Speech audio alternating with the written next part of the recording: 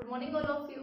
How are you? I hope you all are fine. Students, today we are going to start about the close packed structure. अब देखो close packed structure का मतलब क्या है?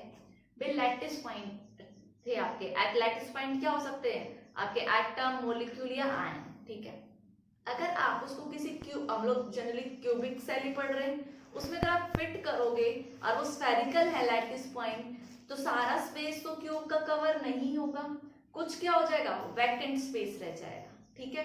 तो हमें एक्चुअल में यही चेक करना है कि कितना परसेंट उसका ऑक्यूपाई हुआ है, कितना परसेंट उसका खाली है. इसी को हम कहते हैं पैकिंग स्ट्रक्चर. कितना पैक्ड हुआ है.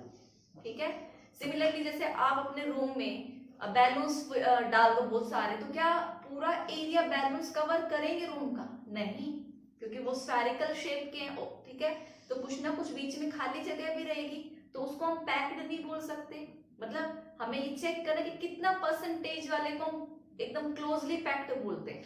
अगर किसी का हिस्सा 74% या उससे ज्यादा पैक्ड हो, जैसे भाई ये क्यूब था, इसमें आपके लैटिस पॉइंट वो पोजीशन वगैरह वो बाद की बात है. जो उन्होंने एरिया ऑक्यूपाई किया, वो इस क्यूब का अगर उन्होंने 74% या उससे ज्यादा एरिया ऑक्यूपाई कर लिया, वॉल्यूम ऑक्यूपाई कर लिया, एरिया नहीं volume is the correct one. अगर 74% से ज्यादा वॉल्यूम ऑक्यूपाई कर लिया, तो उस स्ट्रक्चर को हम क्या बोलेंगे? Close packed structure. ठीक है. होना तो 100% चाहिए, बट पॉसिबल नहीं है. अगर लेस देन 74 है, तो वो क्या होगा? Loosely packed structure. ठीक है. अब हम टाइप्स देखते हैं, types of closely packed structure. अब टाइप्स में 3 टाइप्स क्या आते हैं? 1 dimensional close packed structure, 2 dimensional and 3 dimensional. तो हम 1 बाय 1 यही सब करेंगे. ठीक है. तो मैं सबसे पहले स्टार्ट करूंगी 1 डायमेंशनल से. सो स्टूडेंट्स देखो, 1 डायमेंशनल है मींस आपने ये एक बॉल लिया. बॉल लैटिस पॉइंट को क्या मान के चलो? आप सर्कल स्फेरिकल बॉल मान के चलो. ठीक है. आपने ये लिया. 1 डायमेंशन मींस क्या? तो वो एक्स डायरेक्शन में होगा या वाई में होगा या जेड में होगा, सिर्फ ओनली इन 1 डायरेक्शन. तो मैं ये डायरेक्शन कंसिडर कर रही हूँ जो भी हुए. तो इसमें हम कैसे अरेंज कर सकते हैं? सिर्फ इसी तरीके से कि हम एक एक करके आगे अरेंज करते रहे, तो ये 1 डायमेंशनल हुआ. ठीक है. तो इसी को हम बोलते हैं 1D क्लोज पैक्ड स्ट्रक्चर. अब अगर मैं इसमें कोऑर्डिनेशन नंबर पूछूं, पहले तो कोऑर्डिनेशन नंबर की डेफिनेशन क्या होगी? कोऑर्डिनेशन क्या है? नंबर ऑफ स्फीयर कि वे कितने स्फीयर है touch the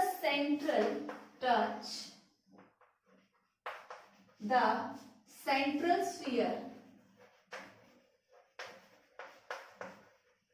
in close packed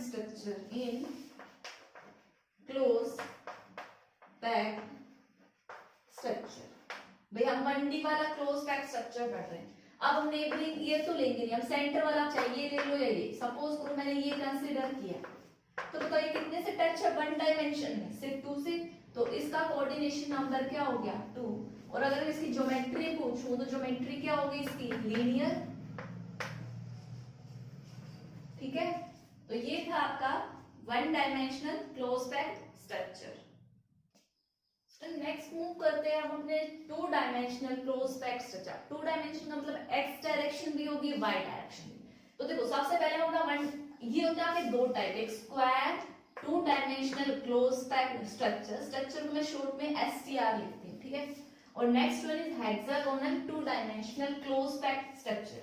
अब देखो दोनों में डिफरेंस क्या है भाई? 1 डायमेंशन के लिए हमने क्या किया था? हमने एक ही डायरेक्शन में अरेंज की थी ये चीजें.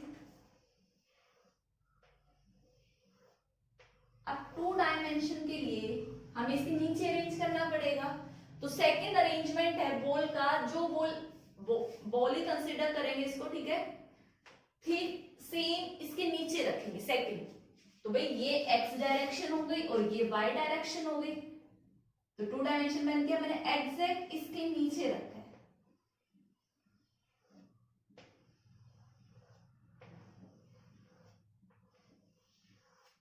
ठीक है. ऐसे सेम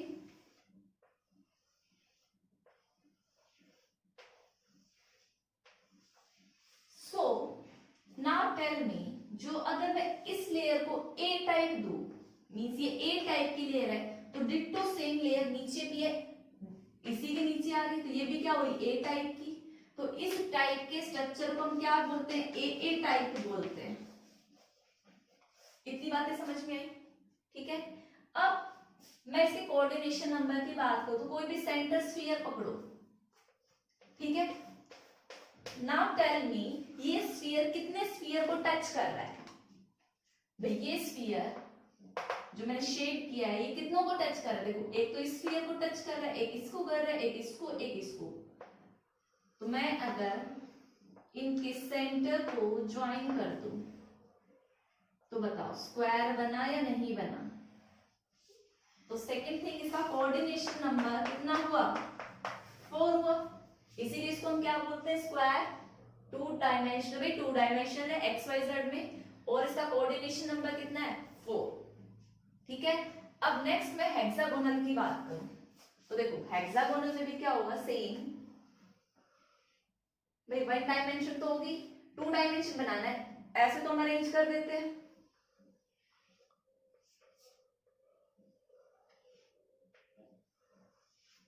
ठीक है।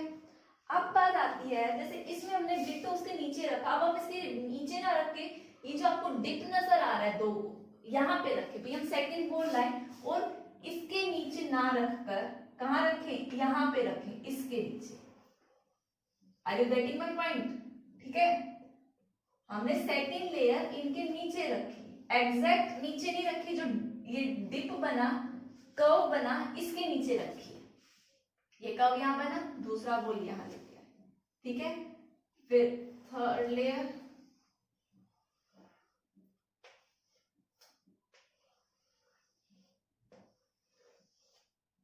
ठीक है। सो देखो, अगर मैं, भाई ये 2 डायमेंशन तो हो गया, एक्स और वाई, मैंने ऊपर की तरफ तो कोई नहीं लगाया, 2 डायमेंशन है। अगर मैं इसको ए टाइप की लेयर मानूं तो क्या ये लेयर इसकी जैसी है, सेम? नहीं, भाई इसकी पोजीशन तो अलग है, तो इसको मैंने क्या नेम दिया, बी।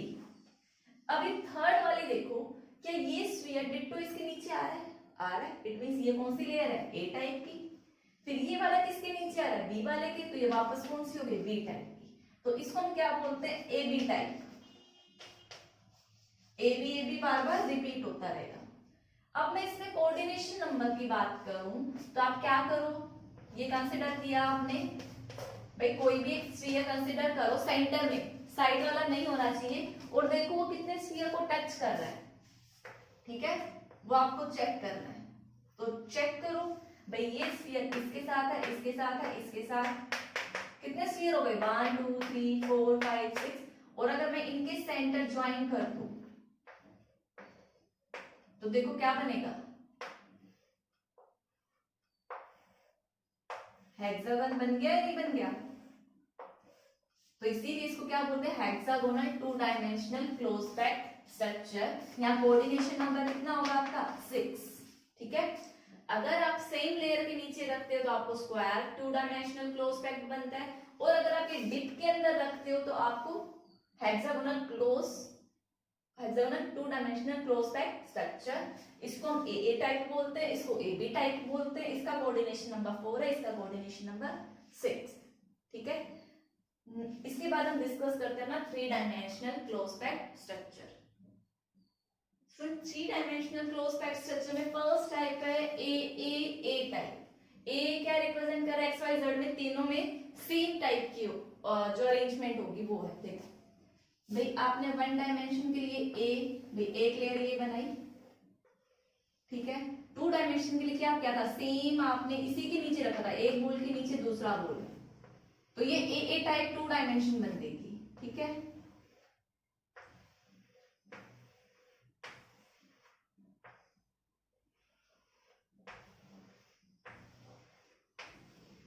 अब भाई आपने एक अरेंजमेंट कर लिया 2 डायमेंशन, अब आप एक और बोल लो, और डेटा क्या तो इसके ऊपर रख दो, मैं पीछे की तरफ बनाऊंगी ताकि आपको समझ आ जाए। तो मैंने एक बोल और ली, और वो क्या हमारा डिट्टो इसके पीछे, फिर सेकंड बोल इसके पीछे, थर्ड बोल हाफ ही दिखेगी आपको, ठीक है। फिर एक और उसके पीछे, तो देखो ये तो आपका स्क्वायर आगे दिख रहा है आपको, ठीक है। ऐसे ये क्या चलेगा, पीछे चलेगा। थोड़ी सी गड़बड़ हो गई, एक सेकंड। और आपने अरेंजमेंट कर करके क्या बना दिया, एक क्यूब बना दिया। अगर आप चेक करोगे तो ये कुछ ऐसा दिखेगा। यहाँ पर भी आपको बॉल्स नजर आएंगी, ठीक है, ये फील होता रहेगा। अगर मैं इसको इमेजिनेशन कराऊं तो आप क्या करो, देखो एक बॉल लो, आपने एक सीधी लाइन अरेंज करी, फिर उसके नीचे एक और रखी, आपने 2 डायमेंशन स्पेस लगाई, फिर आप सेट उसके ऊपर हाइट बनाने के लिए सेम उसी बॉल के ऊपर थर्ड बॉल लगाओगे तो आपका क्या बनेगा, ट्रिपल ए टाइप का। इसको थोड़ा बोर्ड पे रिप्रेजेंट करना थोड़ा सा डिफिकल्ट है, लेकिन मैंने समझाने की कोशिश की, आई होप आप सबको समझ आ गया होगा, ठीक है। नेक्स्ट टाइप को हम 3 डायमेंशन की डिस्कस करते हैं। स्टूडेंट देखिए थोड़ा सा कॉम्प्लिकेटेड, इसलिए मैंने काफी कुछ बोर्ड पे लिख लिया है, लेकिन जैसे जैसे मैं समझाती हूँ वैसे आपको नोट करना है और वैसे वैसे समझना है।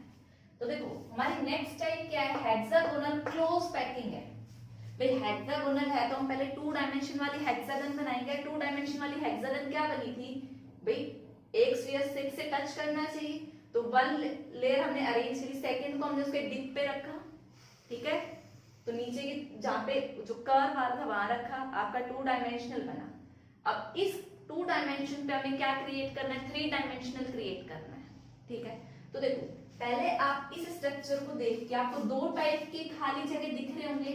जब आप ऐसे अरेंज करते हो तो 2 टाइप के ट्राइंगल बनते हैं, एक ट्राइंगल बनता है ऊपर की तरफ और एक ट्राइंगल बनता है नीचे की तरफ। आप कहीं चेक कर लो, देखो ये ट्राइंगल ऊपर की तरफ है और ये ट्राइंगल ऐसे नीचे की तरफ। तो ये जो खाली स्पेस है बीच में, इसको हम क्या बोलते हैं, एम्प्टी स्पेस बोलते हैं। इनका एक स्पेशल नेम है वॉइड। वॉइड क्या होता है, एम्प्टी स्पेस। और आपको इस स्ट्रक्चर में 2 टाइप के एम्प्टी स्पेस नजर आ रहे हैं, एक ऐसे ट्राइंगल और एक इन्वर्टेड ट्राइंगल, ठीक है। तो लेट्स से जो ऊपर की तरफ है उनको मैंने ए बोला, ए टाइप का वॉइड, और जो नीचे की तरफ उसको बी वॉइड बोला, ठीक है। ये ए और ये वाला आपका बी वॉइड। आई होप इतनी बात समझ में आई होगी। अब इसके बाद आप क्या करो, हमें तो 3 डायमेंशन बनाना है, तो इसके ऊपर एक लेयर और रखनी है। Put second layer on void B. A पर भी जो ट्राइंगल नीचे बन रहा है उसके ऊपर आपको क्या रखनी है। अब मैं इसको रब कर देती हूँ, पहले आप सबको समझना है उसके बाद नोट डाउन करना। तो मेरे को वॉइड बी पे क्या रखना है, एक स्फीयर रखना है। तो भाई वॉइड बी मेरे नीचे वाले ट्राइंगल थे, तो मैं क्या करूं, यहां पे रखूं एक स्फीयर, ठीक है। नेक्स्ट वाला ये ट्राइंगल नीचे, फिर ये, तो टच करते हुए मैंने ये स्फीयर रख दी, ठीक है। ऐसे ही फिर क्या है, ट्राइंगल नीचे यहां है तो मैंने फिर यहां स्फीयर रखा, फिर ये नीचे ट्राइंगल यहां है, यहां स्फीयर रखा, फिर यहां पर है, यहां स्फीयर रखा, फिर नीचे यहां है, यहां रखा, फिर नीचे आपका यहां पर आया, यहां रखा, फिर नीचे ये रहा, फिर नीचे ये, ठीक है। इतनी बात समझ में आई।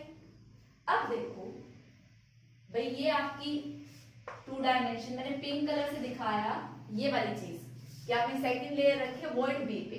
तो देखो जब आप वॉइड बी पे रखते हो तो आपको एक अनदर टाइप सी वॉइड मिलता है, ठीक है। वो सी वॉइड कितने से सराउंडेड है, स्फीयर से 4 से। तो देखो सी वॉइड कौन सा है, ये वाला। भाई जब आपने इसको अरेंज किया तो आपको ये जो नजर आ रहा है, ये वाली खाली जगह, देखो भाई ये खाली जगह है, ये पिंक वाले स्फीयर से मिलके बनी, और नीचे क्या है, एक व्हाइट वाला स्फीयर है। तो ये खाली जगह कितने सर्कल को सराउंड कर रही, 4 से। तो ये जो आपका वॉइड है, देखो ये रहा जो मैंने डार्क किया है। आपको एक अनदर टाइप के वॉइड मिलते हैं, ये रहा अगला, फिर आपको यहां मिलेगा, ठीक है। ये कौन से टाइप का आपका, ये सी वॉइड। मींस आपके नीचे 3 लगा लो या ऊपर, ये जो खाली जगह है मीन्स आपकी 3 बॉल ऐसे हैं, इस खाली जगह पे आपने ऊपर से या फिर नीचे से एक बॉल रख दी तो आपका ये कितने से सराउंड हो गई ये खाली जगह 4 से, तो इसका कोऑर्डिनेशन नंबर कितना हो गया 4। इसको हम बोलते हैं टेट्राहेड्रल वॉइड। इतनी बात समझ में आई? ठीक है, अब इस चीज को मैं रब कर रही हूं। ठीक है, अब जब आपने ये चीज अरेंज की तो आपको एक टाइप के वॉइड और मिले, उसको देखो मैं अलग कलर से दिखाती हूँ अगर पॉसिबल हुआ तो। वेट अ मिनट, देखो ब्लू कलर लेती हूँ, आई थिंक वो ज्यादा क्लियर रहेगा। हाँ, क्या ये जगह 4 से सराउंड है? ये वाली जो मैं ब्लू कलर से मार्क कर रही हूँ, ये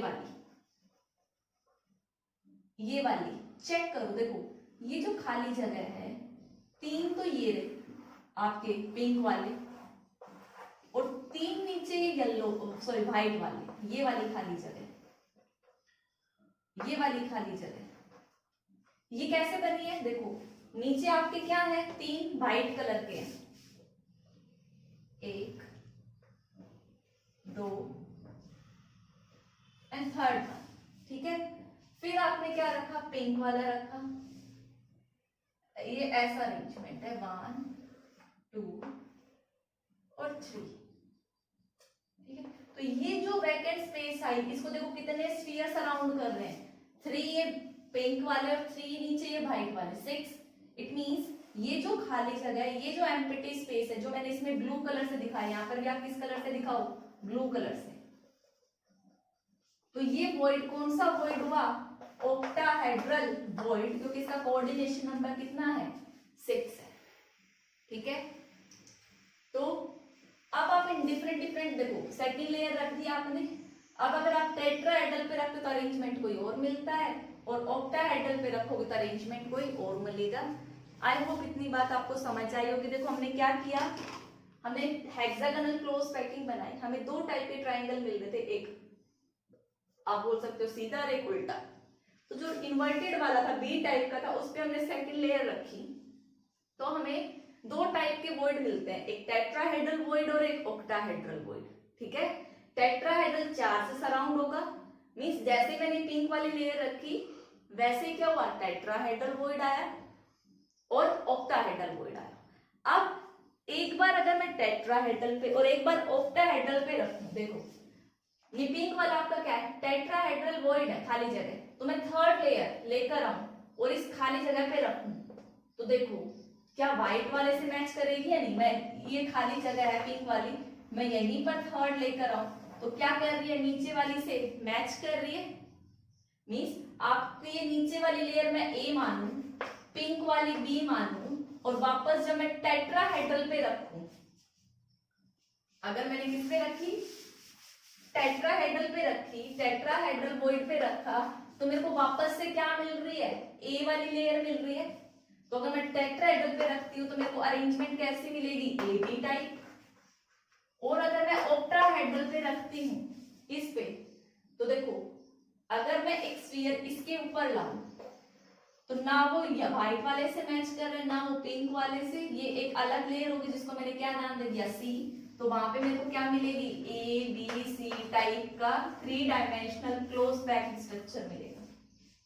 ठीक है, आई होप यहाँ तक सबको समझ आया होगा। एक बार फिर से रिकैप देख लो, अगर फिर से डाउट है तो आपने एक लेयर रखी, हेक्सागोनल बनाया, फिर आपने सेकंड लेयर रखी जो ट्राइंगल नीचे था, वहां से आपको 2 टाइप के वॉइड मिलते हैं, टेट्राहेड्रल वॉइड और एक ऑक्टाहेड्रल।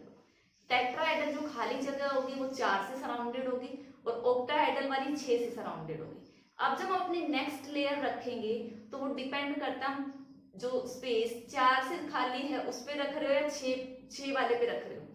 अगर आप 4 पे रखते हो तो जो 4th वाले के बाद जो थर्ड लेयर आएगी, 2 लेयर तो रख चुके हैं, व्हाइट वाली पिंक वाली, एक और लेयर लेके आती है तो वो किसके साथ मैच करेगी? ए के साथ। अगर आप टेट्राहेड्रल वॉइड पे रखते, अगर आप ऑक्टाहेड्रल पे रखते तो थर्ड क्या होगी? डिफरेंट होगी। तो ये ए बी टाइप बन गया, ये ए बी सी टाइप बन गया। ठीक है, तो ये थी क्लोज पैक स्ट्रक्चर। अब हम डिस्कस करते हैं पैकिंग फ्रैक्शन। एक छोटी सी चीज रह गई, अगर आपको कोई बोले कि जो नंबर ऑफ टेट्राहेड्रल वॉइड है, नंबर ऑफ टेट्राहेड्रल वॉइड हमेशा क्या रहेंगे, 2 टाइम्स रहेंगे किसके, ऑक्टाहेड्रल वॉइड। सपोज करो किसी स्ट्रक्चर में अगर आपके ऑक्टाहेड्रल वॉइड 4 है तो टेट्राहेड्रल वॉइड आपका कितना होगा, 8 होगा। ठीक है students, I already told you कि जो पैकिंग फ्रैक्शन है वो क्या है, कि कितना स्पेस ऑक्यूपाई है उसका हम परसेंटेज निकालें। ठीक है, तो डेफिनेशन में आप क्या बोल सकते हो, packing fraction is the total volume of unit cell that is occupied by the lattice point. भाई किसी भी यूनिट सेल में उसका कितना परसेंटेज पार्ट आपके लैटिस पॉइंट ने ऑक्यूपाई किया है, भाई क्या है, पैकिंग फ्रैक्शन है। इसको आप पैकिंग एफिशिएंसी बोल सकते हो या पैकिंग फैक्टर भी बोल सकते हो।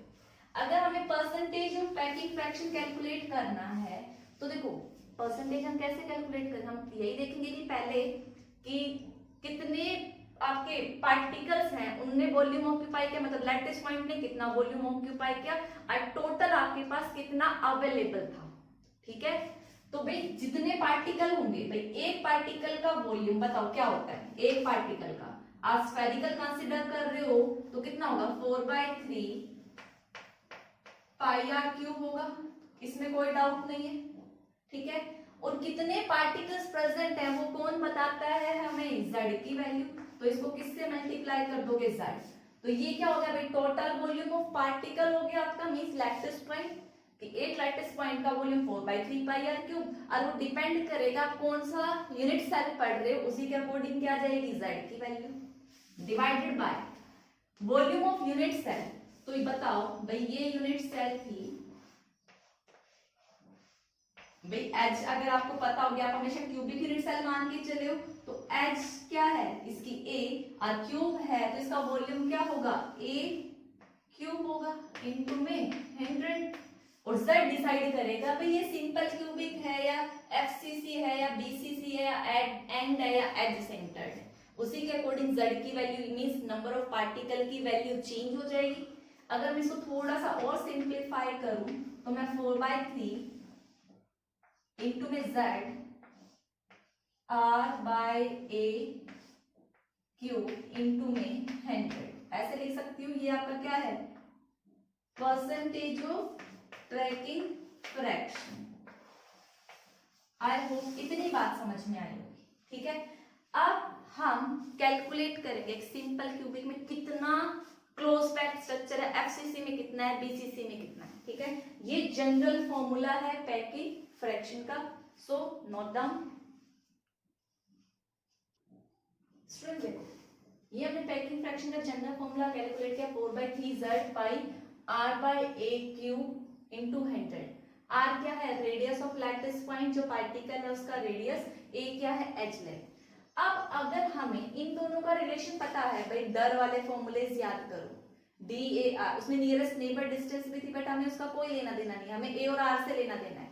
क्या तो वो फॉर्मूले याद रखो या खुद इन दोनों के बीच में रिलेशन फाइंड आउट करने की कोशिश करो।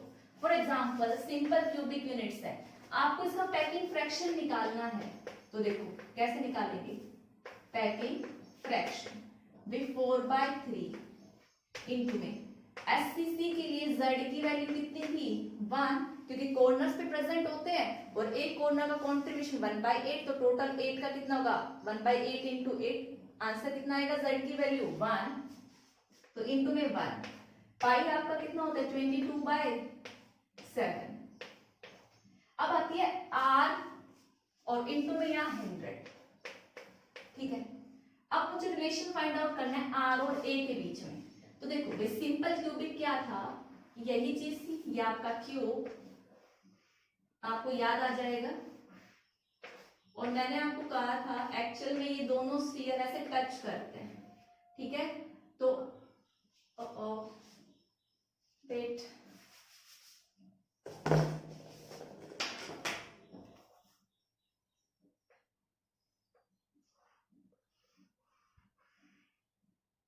वैसे मुझे बताने की जरूरत नहीं पड़नी चाहिए कि a = 2r आएगा, बट फिर भी एक स्फीयर आपके इस कॉर्नर पे प्रेजेंट है, एक स्फीयर इस पे प्रेजेंट है। ठीक है, यहाँ से यहाँ तक की डिस्टेंस कितनी है r, यहाँ से यहाँ तक की कितनी है r, और ये पूरी क्या है एज लेंथ a, तो a और r में रिलेशन क्या आ गया 2r। ठीक है, तो आप यहाँ पुट कर सकते हो a की जगह 2r, तो हमने a की जगह क्या पुट किया 2r³, तो r से r क्या हो गया कैंसिल आउट, क्या बचा 4/3, 22/7, 1/2 का क्या करोगे क्यूब, 1/8 इंटू में 100। अब सॉल्व करना आपका काम, ठीक है। और सॉल्व करने के बाद जो वैल्यू आएगी वो कितनी होगी 52.4%। और ये वैल्यू आपको याद रखनी है कि एससीसी के लिए पैकिंग फ्रैक्शन 52.4% होती है, ठीक है। अब हम डिस्कस करते हैं किसके लिए, बीसीसी के लिए, ठीक है। अब आपको कुछ नहीं करना, आपको ये जस्ट ए और आर और जेड और की वैल्यू पता होनी चाहिए, ठीक है। सिमिलरली यहाँ पे क्या कर रहे हैं हम सेकेंड बीसीसी। तो जैसे मैंने ए और आर का रिलेशन इसके लिए बताया, बीसीसी के लिए मैं ऑलरेडी आपको बता चुकी हूँ। ए क्या होता है 4/√3r, ये रिलेशन हम फाइंड आउट कर चुके हैं ऑलरेडी। और बीसीसी के लिए जेड की वैल्यू कितनी होती है 2, दोनों वैल्यूज यहाँ पुट करो, परसेंटेज आ जाएगा पैकिंग फ्रैक्शन का। तो 4/3 इंटू 2 इंटू में पाई 22/7। आप ए की जगह क्या पुट कर दो, ये वाली वैल्यू r4/√3 आपका ऊपर चला जाएगा, इंटू में यहाँ r था और नीचे क्या आएगा r इसका क्यूब इंटू में 100। r से r कैंसिल आउट हो गया। पूरे पैटर्न को आप सॉल्व करोगे, खुद से एक बार कैलकुलेशन सॉल्व करके देखनी है और इसका आंसर आएगा 68%। तो बीसीसी की पैकिंग फ्रैक्शन होती है 68%, ठीक है। ऐसे ही मैं किसका सॉल्व करूं, FCC. Third one is FCC. FCC के लिए आपको पता है जेड की वैल्यू कितनी है 4, और एफसीसी में ए और आर का रिलेशन क्या था, जरा सोचो। फेस सेंटर था, अगर आपको देखना है तो आप चेक भी कर सकते हो, आपके कॉर्नर पे प्रेजेंट है, ठीक है। और एक फेस पे था, तो फेस डायगोनल आपका आया था, ए और आर का रिलेशन देखना था आपको। तो यहां पर भी आपका क्या आया था, a is equal to 2r, ठीक है। तो सॉरी रिलेशन देखो, इसको मैं पूरा सॉल्व करके बताती हूँ, नहीं फिर डाउट रह जाएगा, ठीक है। तो देखो भाई ये आपका बीसीसी, आपको फाइंड आउट करना है ए और आर के बीच में रिलेशन। डायग्राम हमेशा ही गलत बनना,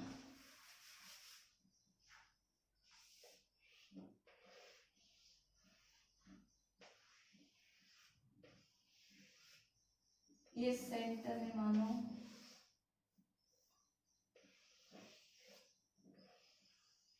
ठीक है, और एक ही फेस सेंटर पे आपका है, दिख छोटा रहा है बट सेम साइज का है, ठीक है। तो ये आपका क्या था, बॉडी डायगोनल था, इतनी बात समझ में आई।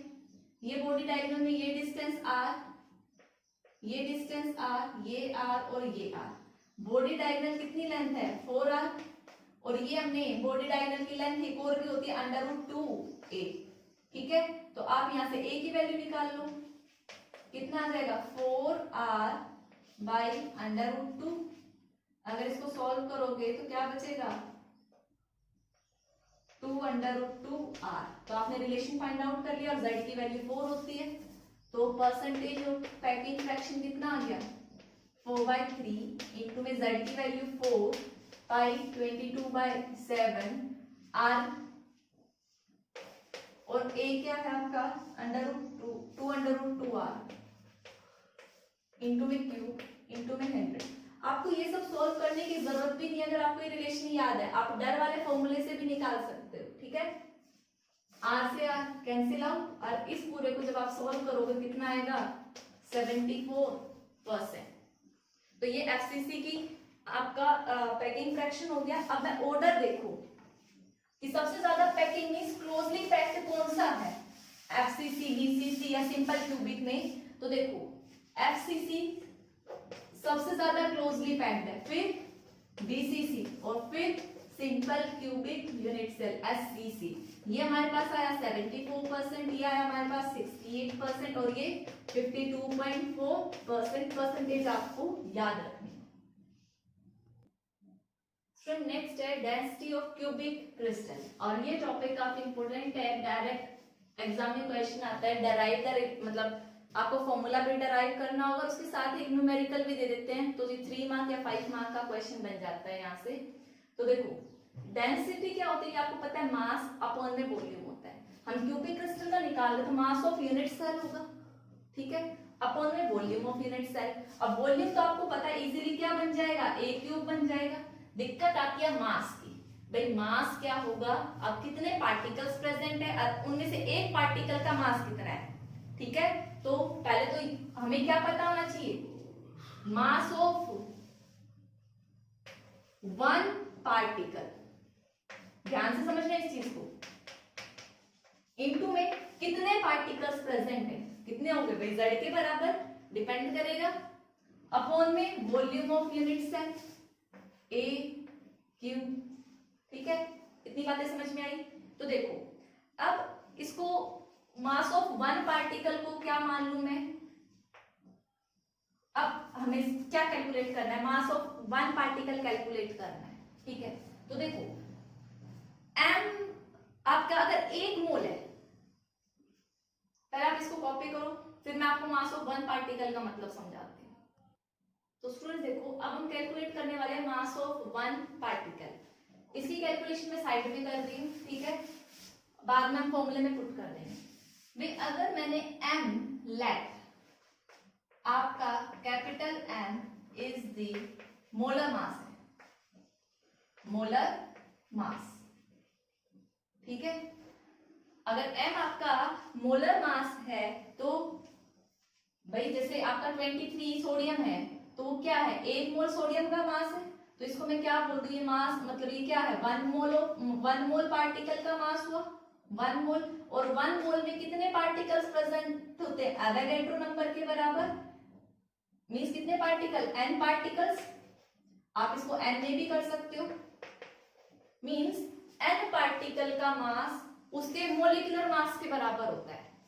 मींस जैसे आपका जिसमें सोडियम ही बताया, सोडियम में 23 ग्राम है, मोलिकुलर मास है, वो 23 कितने पार्टिकल्स का वजन है, 1 एवोगैड्रो नंबर 1 मोल के बराबर।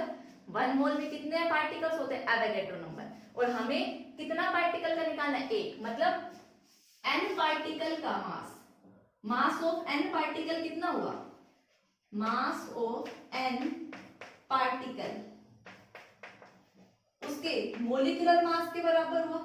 तो मास ऑफ एक पार्टिकल क्या होगा, molecular mass divided by Avogadro number Na, आप इसको Na भी कर सकते हो, ठीक है, मैंने या सिंपली n भी लिख सकते हो। तो एक पार्टिकल का मास कितना आया, मोलिकुलर मास अपॉन में एवोगैड्रो नंबर, तो वो आप यहाँ पुट कर दो, तो डेंसिटी क्या आ जाएगी, Z इनटू में मोलिकुलर मास अपॉन में n, ठीक है, इनटू में ये a क्यूब। तो ये थोड़ा मैं इसको सिमेट्रिकल तरीके से लिख देती हूँ, z into m n into में a क्यूब, n यहाँ पे क्या है, एवोगैड्रो नंबर। तो काफी बार आपसे फॉर्मूला डराइव कर लेते हैं, फॉर्मूला क्या है, density mass of unit cell into में volume of unit cell. Mass क्या होगा भाई, एक पार्टिकल का मास पता लग जाए कितने पार्टिकल्स प्रेजेंट है, उससे मल्टीप्लाई कर दे। अब मास ऑफ एक पार्टिकल कितना होगा भाई, n पार्टिकल्स में का मास उसके मोलिकुलर मास के बराबर होता है, तो एक का क्या होगा, डिवाइडेड बाय एवोगैड्रो नंबर, तो आपने n से डिवाइड कर दिया। अब ना कंफ्यूज हो जाते हैं स्टूडेंट, भूल जाते हैं कि एवोगैड्रो नंबर ऊपर था या नीचे था, तो इसको एक शॉर्ट ट्रिक है याद रखने की, जमना,